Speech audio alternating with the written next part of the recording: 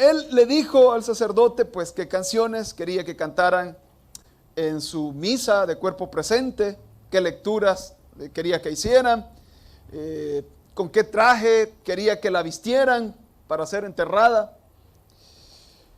Todo estaba en orden y el sacerdote se estaba preparando para irse, cuando la mujer recordó algo muy importante para ella. Algo más, le dijo ella, un poco exaltada.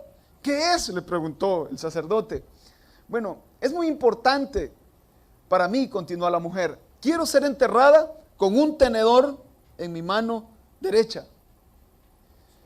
Y pues el sacerdote se quedó un poco sorprendido, ¿verdad? Y con lo que la mujer le decía, sin saber exactamente cómo responder.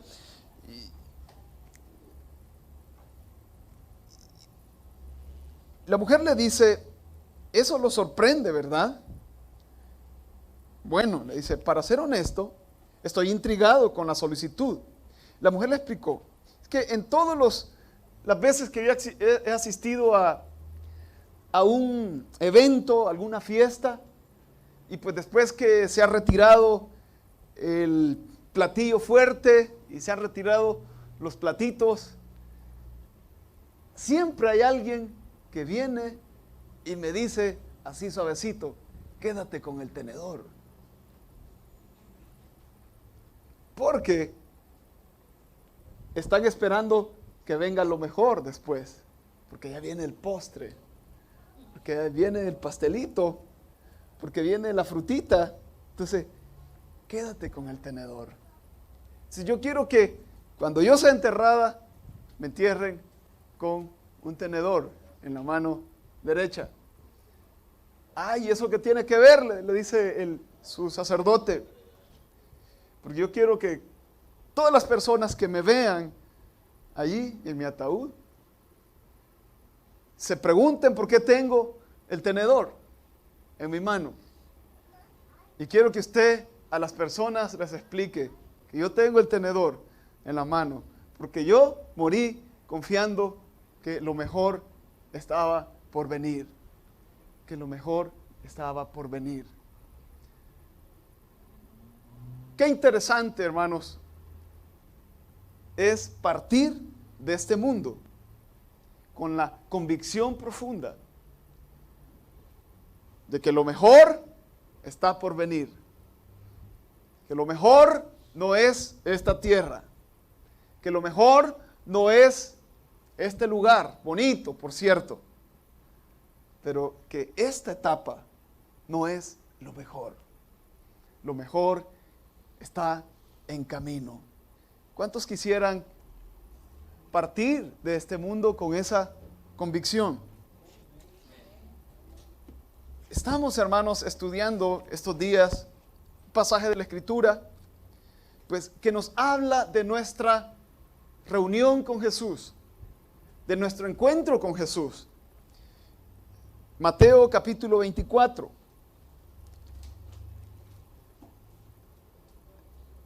En los dos sermones anteriores hemos visto cómo Jesús ha respondido a las preguntas que sus discípulos le han hecho.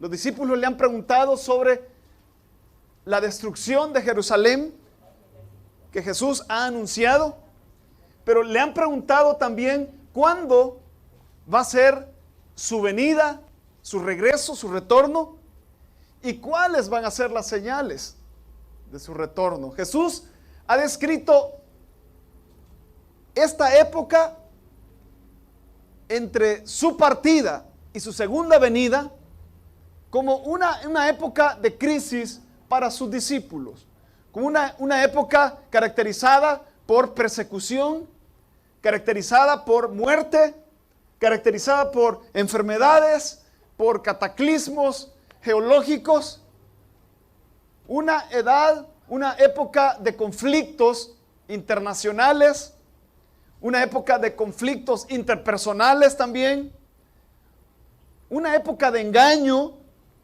donde muchos van a pretender ser enviados de Dios, representantes de Dios, van a pretender engañar aún a los creyentes, a los escogidos de Dios. Pero Jesús también ha descrito cómo va a ser el tiempo de la caída de Jerusalén para sus interlocutores más inmediatos, que son los discípulos con los que él está platicando. Él les ha descrito cómo va a ser y qué tienen que hacer cuando llegue el momento de la caída de Jerusalén, lo cual iba a suceder dentro de unos 40 años. En el año 70 los romanos destruyeron Jerusalén. Y Jesús, en los últimos versículos antes del pasaje que estudiamos esta mañana, les ha mostrado a sus discípulos que ellos tienen que ser sabios, que Él espera que ellos escapen, traten de escapar de la destrucción. Les ha instruido qué es lo que tienen que hacer cuando llegue la destrucción a la ciudad. Hay varias tradiciones, varias informaciones que son muy confiables, que dicen que los creyentes que estaban vivos en esa época escaparon de la ciudad, por lo menos un grupo de creyentes, un buen grupo de creyentes, en obediencia a lo que Jesús le había dicho, escaparon de la ciudad a una ciudad que se llama Peya, al otro lado del Jordán, porque Jesús les advirtió que eso tenían que hacer. Yo decía el domingo pasado, eso nos muestra que cuando Dios juzga a una nación por su incredulidad, por su rechazo al Evangelio, a los valores del Evangelio, los creyentes somos animados por Dios a buscar escapar. Muchos de ustedes viven en lugares peligrosos, o vivimos en lugares peligrosos. Jesús dice que procuremos escapar. Y no nos tenemos que quedar ahí. No, el Señor me guarda, ¿verdad? Hay que buscar. Él nos advierte. Pero esta mañana vamos a continuar estudiando Mateo capítulo 24. Y quisiera, hermanos, que reflexionáramos en esta sección del discurso de Jesús, que describe la venida de Jesús, describe la llegada de Jesús. La parusía es el término que se usa, la parusía, pero es la venida, la segunda venida de Jesús. Y quisiera entonces, hermanos, que se centraran en los versículos 29 al 35 del capítulo 24 de Mateo. Algo que quiero decir, hermanos, para que entendamos este capítulo, es que en este capítulo, debido a las preguntas que le han hecho los discípulos a Jesús, las respuestas de Jesús, o la respuesta de Jesús, se entremezcla cosas que iban a pasar en ese momento o en el futuro más cercano, pero con cosas que van a pasar en el futuro más lejano. Entonces Jesús está respondiendo a sus discípulos inmediatos que tiene él ahí enfrente, los que le acaban de preguntar, pero Jesús también está respondiendo a sus discípulos de todos los tiempos, a los que van a creer. En la Biblia, hermanos, puede verse en los profetas cómo los profetas relacionaban un evento de la época que ellos profetizaban para esa época y lo relacionaban con un cumplimiento de ese evento, pero más total, un cumplimiento más climático, de clímax, de eso mismo que ellos han profetizado para sus días, pero ellos lo transportan y lo relacionan para un cumplimiento más total en el futuro. Entonces, y ese mismo modelo es lo que Jesús está usando cuando Él responde a sus discípulos.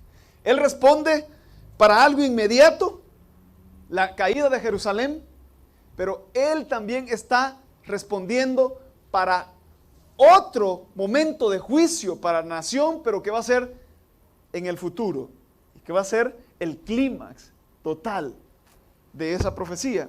Entonces, eso es lo que estamos viendo en el capítulo 24. Pero esta mañana, hermanos, quisiera que notáramos, que viéramos cómo Jesús describe nuestro encuentro con Él. Y vamos a ver básicamente tres cosas importantes esta mañana. La primera de ellas, hermanos, en los primeros versículos 29 al 30, quiero proponerles que Jesús nos dice que su venida será presagiada, lamentada y visible a todas las naciones. La venida de Jesús, hermanos, va a ser lamentada, presagiada y visible a todas las naciones. Mire versículo 29. ¿Todos tienen sus Biblias, hermanos? Vamos a ver, levanten las Biblias. Ajá, ¿verdad? Sí, son personas de Biblia ustedes, ¿verdad? Excelente, excelente, qué bueno. Bueno, dice el versículo 29, e inmediatamente después de la tribulación de aquellos días, el sol se oscurecerá, y la luna no dará su resplandor, y las estrellas caerán del cielo, y las potencias de los cielos serán conmovidas. Entonces aparecerá la señal del Hijo del Hombre en el cielo, y entonces lamentarán todas las tribus de la tierra, y verán al Hijo del Hombre viniendo sobre las nubes del cielo con poder y gran gloria. La venida de Jesús será presagiada, lamentada, pero visible a todas las naciones. Primero será presagiada, hermanos, por fenómenos celestiales. La segunda venida de Jesús va a ser presagiada por fenómenos celestiales. Es lo que dice el versículo 29. Dice, inmediatamente después de la tribulación de aquellos días. Aquí Jesús nos da el momento, el tiempo cuando esto va a ocurrir. La tribulación de aquellos días, hermanos, debemos entenderla aquí como la tribulación que caracteriza esta época. Hemos hablado, hermanos, que Jesús ha descrito en los primeros versículos de este capítulo que esta época va a ser de tribulación. Esta época va a ser de persecución para sus discípulos. Y esta época va a ser de conflictos generalizados en todo el mundo. Pero dice Jesús que inmediatamente después que se cumpla este ciclo de tribulación, este ciclo de crisis mundial, geopolítica, crisis social, inmediatamente después dice que van a haber fenómenos en el cielo. Fenómenos en el cielo. No debemos entender inmediatamente después de estas cosas, no lo debemos entender como inmediatamente después de la crisis del año 70, cuando los judíos sufrieron la destrucción de su ciudad y fueron esparcidos. ¿Por qué? Porque Jesús no vino en esa época, ¿cierto? Jesús no vino después de la destrucción de Jerusalén y del templo. Y tampoco hubieron fenómenos celestes de los astros. Entonces Jesús está hablando aquí, hermano, de esta tribulación, de este tiempo, de todo este periodo. Ok.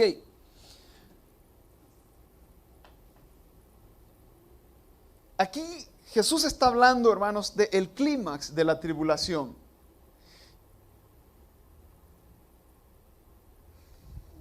Los eventos del año 70 es un evento histórico.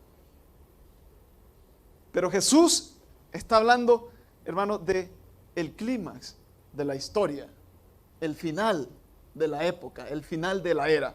Okay, ahora dice que Van a haber fenómenos celestes. Algunos intérpretes creen que este es un lenguaje figurado porque se toma del Antiguo Testamento cuando se describe el juicio de Dios en la batalla final. Otros piensan que puede referirse a sucesos políticos que no son literales, sino que son pues grandes caídas de grandes imperios, caídas de grandes reyes, grandes movimientos políticos en el mundo. Pero es mejor tomarlos literalmente. Mejor tomarlos literalmente. Las potencias de los cielos, dice el final del versículo 29, serán conmovidas.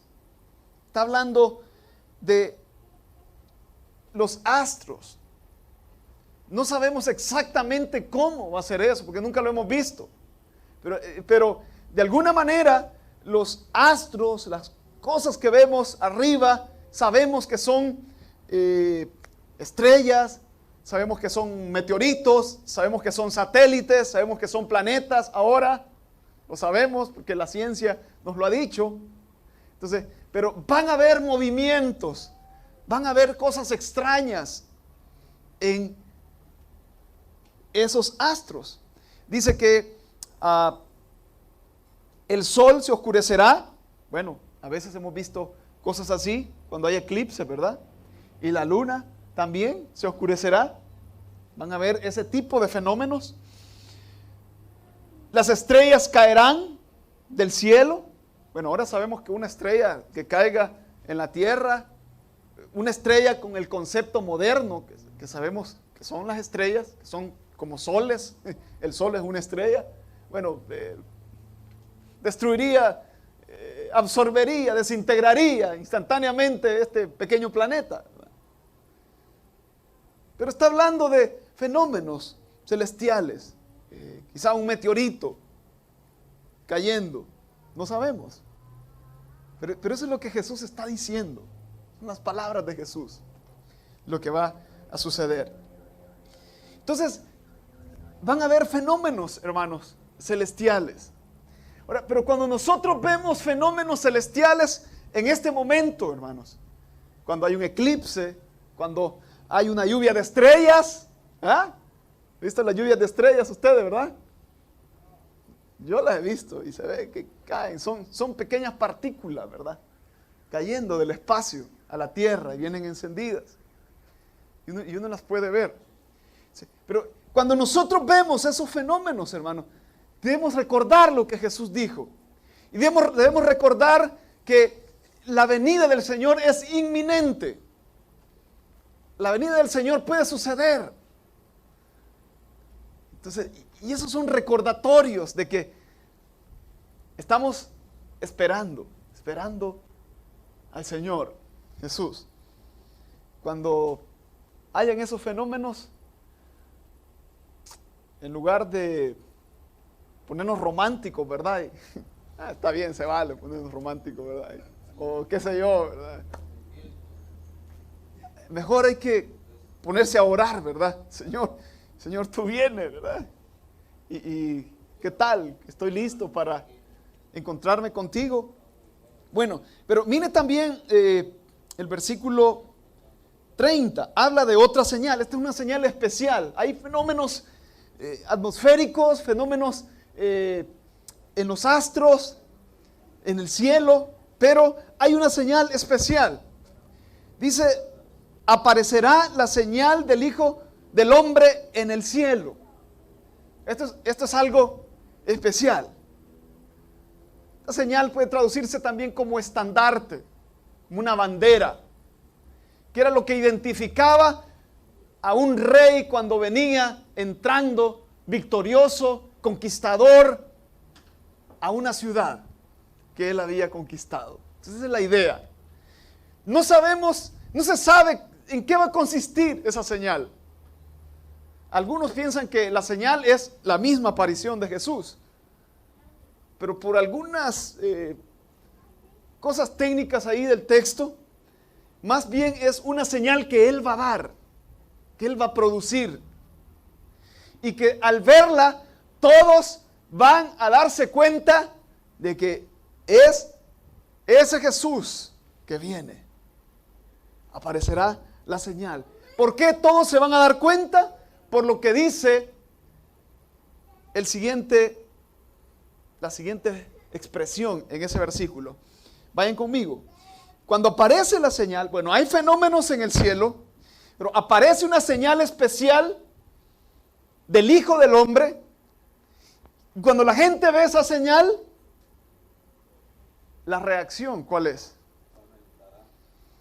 La reacción de las naciones es lamento. Dice, lamentarán todas las tribus de la tierra. Lamentarán. Esa palabra habla de angustia.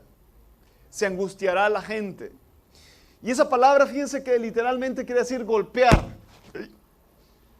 Voy a arruinar el micrófono, ¿verdad? Golpear, golpear. Y esa palabra se usa en algunos contextos para decir golpearse el pecho de dolor. De dolor. Entonces la idea es que la gente, al ver la señal del Hijo del Hombre, se va a poner a llorar de angustia. Se va a angustiar y se va a afligir. Y dice, todas las tribus de la tierra. La tribu quiere decir todos los pueblos, todas las naciones, los grupos organizados de personas sociopolíticamente. Las naciones se van a lamentar. ¿Por qué? La pregunta es, ¿por qué se van a lamentar las naciones? Los pueblos en general. Porque las naciones, hermanos, le van a dar la espalda a Jesús. Porque las naciones le dan la espalda a Jesús. Los políticos que gobiernan las naciones, hermanos, no quieren nada con Jesús. Las naciones se rebelan históricamente contra Jesús. Se van a lamentar porque ellos van a entender que se equivocaron. Van a entender que esta historia de Jesús era real. Y van a entender que ellos fallaron. Las naciones, los pueblos, todas las personas en general. Eso nos dice, hermano, que la iglesia siempre va a ser minoría. Siempre vamos a ser un grupo selecto, la iglesia. No puede haber algo así como una nación cristiana, ¿verdad? En teoría se dice que hay algunas naciones cristianas. Estados Unidos se ha dicho que es una nación cristiana. Pero es solo la apariencia, ¿verdad? No es la realidad. Y entonces aparecerá la señal y habrá lamento. La angustia y desesperación será de judíos y gentiles que rechazaron a Jesús y que persiguieron a Jesús. Rechazaron y persiguieron a Jesús. Jesús se va a presentar. Ahora, miren lo que dice, sigue diciendo el versículo. Versículo 30, la última parte. Y verán al Hijo del Hombre viniendo sobre las nubes del cielo con poder y gran gloria. Verán. Será visto. Será vista. Ese evento va a ser visto, va a ser público. Va a ser visible. Por eso decía en mi punto, esa venida va a ser visible a todas las naciones. Verán al Hijo del Hombre. El Hijo del Hombre es el término que Jesús usó para referirse a sí mismo cuando estaba en la tierra. Era la manera en la que él más le gustaba hablar de sí mismo. El Hijo del Hombre. Yo soy el Hijo del Hombre. Verán a este Jesús. No un Jesús espiritual, un Jesús pues etéreo, un espíritu. No, verán al Hijo del Hombre, al Jesús que anduvo en Jerusalén. A este que les está hablando, les dice Jesús, a mí me van a ver. Increíble, Jesús está con sus discípulos, él es un maestro para algunos, él es un rabino, pues sin mayor importancia para la mayoría de la gente que vivía en su época. Pero Jesús le dice, mire, a mí, a este que ven, a este que camina con ustedes, a este que usa sandalias de cuero igual que ustedes, a este que se empolva los pies igual que ustedes, a este que se mete a los barcos ahí y anda con ustedes pescando, a este que camina en estas calles, estos callejones, estas veredas, a este van a ver a mí, me van a ver venir, lo verán. Viniendo sobre las nubes del cielo. Esta es una imagen extraída de Daniel. Jesús está usando la profecía de Daniel. Pero dice que va a venir con poder. Va a venir con poder Jesús y con gran gloria. Esa es la segunda venida de Jesús. Todos le verán venir con poder y gran gloria. No es ya el Jesús niño. Ya no es el Jesús carpintero.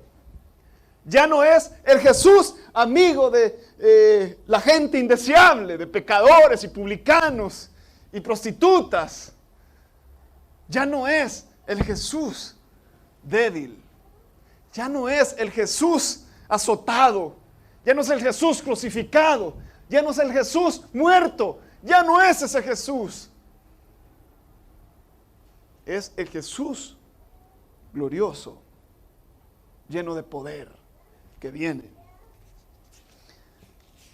La segunda venida de Jesús va a ser muy diferente a la primera. Vino la primera vez en debilidad, un bebé tierno, nacido de una pobre mujer, en un pesebre en Belén. Inadvertido, nadie, ¿quién se dio cuenta? Solo unos pastores ahí, unos extraños. Sin honor, escasamente conocido. Pero vendrá la segunda vez con dignidad real, con los ejércitos a su disposición, los ejércitos del cielo a su alrededor. Será conocido, será visto, será presenciada su venida por todas las naciones y será temido y será lamentado por muchos, por todas las tribus de la tierra. Vino la primera vez para sufrir, para llevar nuestros pecados sobre sus hombros, para ser contado como maldito, para ser despreciado, rechazado, injustamente condenado y matado. Pero viene la segunda vez para reinar, para poner bajo sus pies a todos sus enemigos, para tomar el reino del mundo, el control del universo, como su herencia que ha ganado, para reinar con rectitud, para juzgar a todo hombre y para vivir por siempre adorado por sus escogidos. Quiero que vean, bueno, antes de esto, quisiera que reflexionáramos en esto, hermano. Mucha gente va a lamentar la venida de Jesús porque no se rindieron a Él. No creyeron sus palabras, le menospreciaron. Hermano, nosotros no vamos a estar en el grupo que lamenta. Amén. ¿Por qué? Porque hemos confiado en Él. Hemos creído sus palabras. Y nos hemos rendido a Él. Amén. Pero, hermano, nadie debía arriesgarse a estar en ese grupo que se va a dar golpes de pecho en la segunda venida. ¿Qué te produce la segunda venida, hermano? ¿Te produce aflicción o gozo? Pensar en la segunda venida de Jesús. Jesús es el Rey y dominará visible y literalmente sobre la tierra. Su esplendor y su poder son inigualables. ¿Cuál es nuestra visión de Jesús, hermano?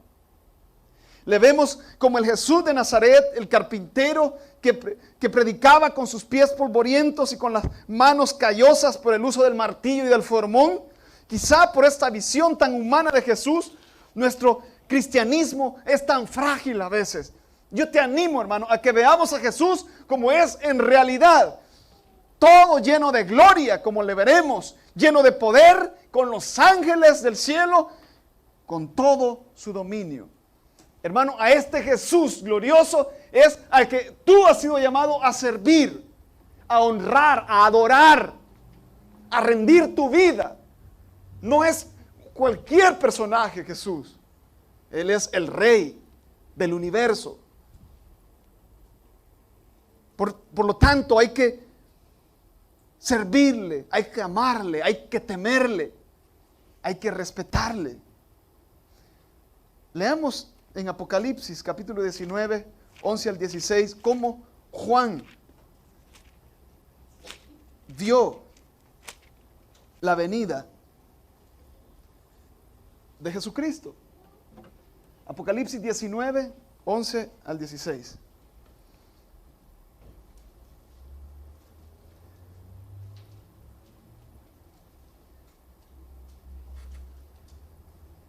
Dice así: entonces vi el cielo abierto, y he aquí un caballo blanco, y el que lo montaba se llamaba, ¿cómo? Fiel y verdadero, y con justicia juzga y pelea.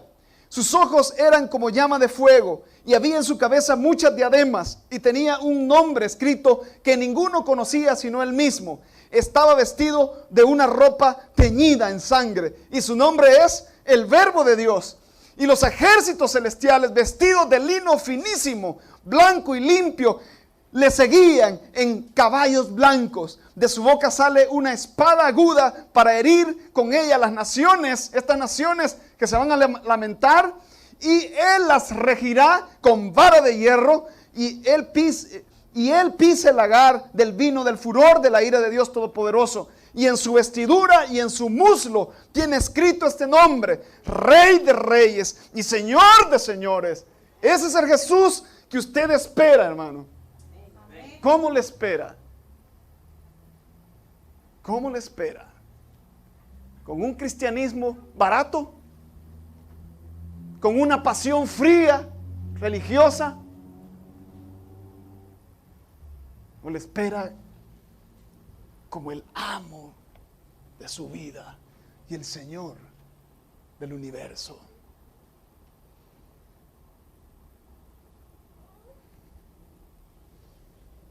Lo bueno, hermanos, es que los discípulos de Jesús no tenemos que lamentarnos en la segunda venida. Y quiero que rápidamente veamos una segunda idea esta mañana en el capítulo 24 y el versículo 31. Y enviará a sus ángeles con gran voz de trompeta, y juntará a sus escogidos de los cuatro vientos, de un extremo del cielo hasta el otro. Todos los creyentes serán reunidos con el Mesías. Amén. Todos los creyentes, todos los creyentes, todos los hijos de Él, todos sus escogidos van a ser reunidos con Él. Jesús dice que enviará a sus ángeles a juntar a sus escogidos. Los ángeles son servidores de Jesús, llamando a sus escogidos con voz de trompeta. Dice, ellos de alguna manera van a reunirnos, van a darnos una llamada para juntarnos al Mesías glorioso que viene. Los escogidos, hermanos, son todos los creyentes verdaderos, escogidos por el Mesías. Serán todos los creyentes que van a estar vivos en la tierra al final de la tribulación. ¿Quiénes son estos escogidos, hermanos? Son los juzgados, los matados, los aborrecidos por causa del Mesías, versículo 9 de este capítulo. Son los que han perseverado hasta el fin, los que no abandonaron a Jesús ni tropezaron, los que no fueron engañados por falsos profetas y los falsos cristos. Versículos 10 al 14, versículo 24. Esos son los escogidos, hermanos. No son los religiosos, no son los que están en la iglesia, no son los que cantan, son los que vivieron para el Mesías, son los que le conocieron verdaderamente, son los que estuvieron dispuestos a dar su vida por el Mesías, son los que no se retractaron de Cristo, son los que vivieron para honrarle a Él, son los que perseveraron en Él, son los que no renunciaron a seguirle a Él. Esos son los escogidos, los que no fueron engañados. por falsos maestros. Los escogidos dice que serán recogidos desde todos los rincones de la tierra. Ellos son sacados de las naciones, de los cuatro vientos, significa de las cuatro direcciones, norte, sur, este, oeste. Vengan, mis escogidos, van a decir. El Señor nos va a reunir, hermanos, a su alrededor, en torno a Él, desde un extremo del cielo hasta el otro. Significa que en todo lugar bajo el cielo, Él va a sacar a sus escogidos. Hermanos, ¿estamos nosotros dando las evidencias de ser escogidos? ¿Estamos siendo fieles al Rey mientras transitamos este periodo de crisis, de tribulación? ¿Estamos dando nuestra vida por Él y para Él? Realmente, hermanos, demuestre un compromiso con su causa. Me sacrifico para que el Evangelio sea conocido y respetado. Me comporto como un escogido. Tengo un compromiso por conocer las Escrituras de tal manera que no sea engañado por los falsos. Qué bueno, hermanos, que en esta mañana estemos aquí nosotros reunidos, habiéndonos levantado con el propósito de buscar a Dios, de aprender del Mesías, de conocer su palabra para no ser engañados, de conocer más a profundidad las cosas que Él ha dicho. Qué bueno que apreciamos las Escrituras. Esta es una buena evidencia de ser un escogido. Pero ¿qué tan confiados podemos estar de que esto va a acontecer? ¿En qué términos afirmaba Jesús esas promesas?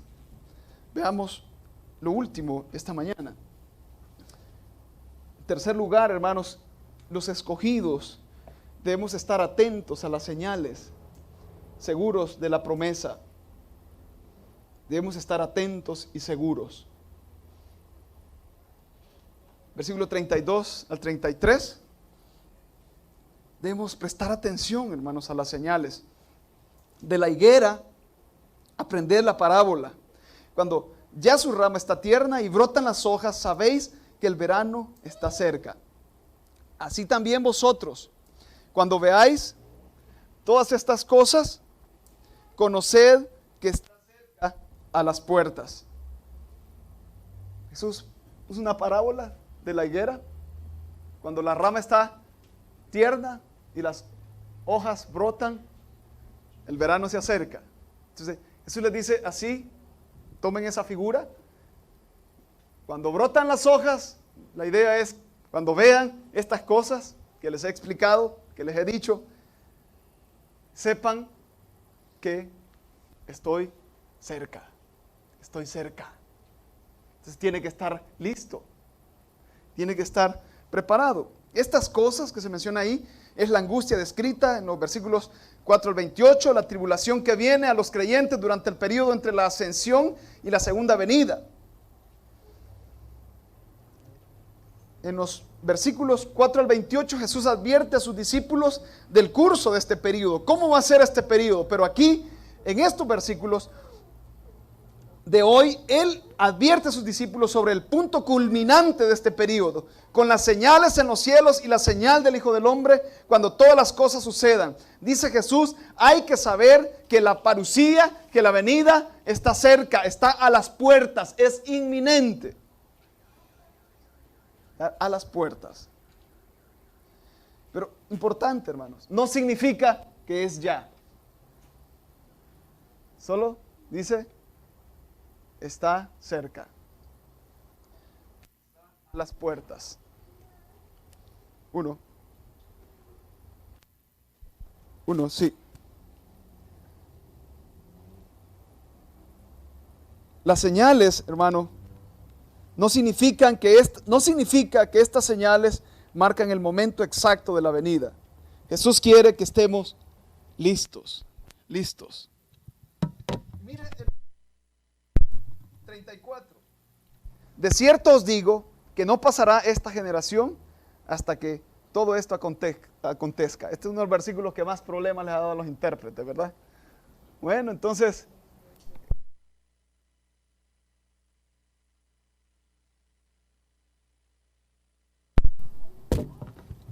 antes de la caída de Jerusalén, Pero, hermanos, lo que Jesús está diciendo es que la generación que vivía en los días de Él va a ver todas estas señales. Ellos van a ver todas estas señales. Los discípulos y toda la gente que vivía en los días de Jesús vio todas estas señales, pero no vio la venida de Él. Eso es pendiente. Eso es pendiente. Lo que está diciendo es que ellos van a ver todas estas cosas. Pero la generación del tiempo de Jesús no vería su venida, pero ellos van a ver los principios de dolores. Jesús les dice que cuando ellos experimenten en estos eventos, ellos van a saber y confirmar que Él viene, que su venida, su parucía es inminente. Igual nosotros, hermanos, cuando vemos los juicios de Dios en el mundo, debemos recordar que la venida del Señor es inminente, que puede suceder. Y Jesús termina diciendo que el cielo y la tierra pasarán, pero sus palabras no pasarán. Es una manera extrema de hablar de Jesús. Él está diciendo, es más real que los cielos y la tierra se van a destruir y van a desaparecer. Eso es más cierto que mis palabras no tengan cumplimiento. Está diciendo, mis palabras son absolutamente seguras. El cielo y la tierra pasarán, dejarán de ser, pero mis palabras se van a cumplir. Está diciendo, mis palabras se van a cumplir. Hermano, ¿estamos nosotros creyendo que Jesús viene? ¿Cómo está nuestro entrenamiento mientras eso sucede? ¿Cómo estamos nosotros preparándonos para encontrarnos con Él? ¿Cómo está nuestra vida? ¿Damos evidencias de ser discípulos? ¿Cuáles son esas evidencias? ¿Tu amor por Jesús? ¿Por las cosas de Él? ¿Por lo que Él ama? ¿Tu compromiso? ¿Tu sacrificio? ¿Tu prioridad de Jesús sobre todas las demás cosas?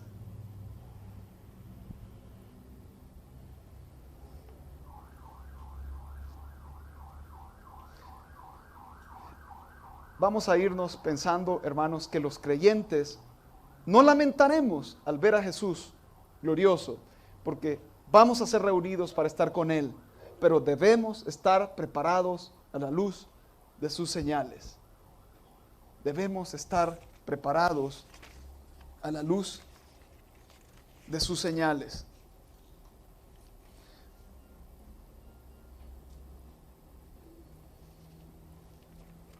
¿Estás preparado? ¿Has confiado en Jesús como tu Salvador? ¿Le has dado tu vida a Él? ¿Has creído en su promesa que vuelve?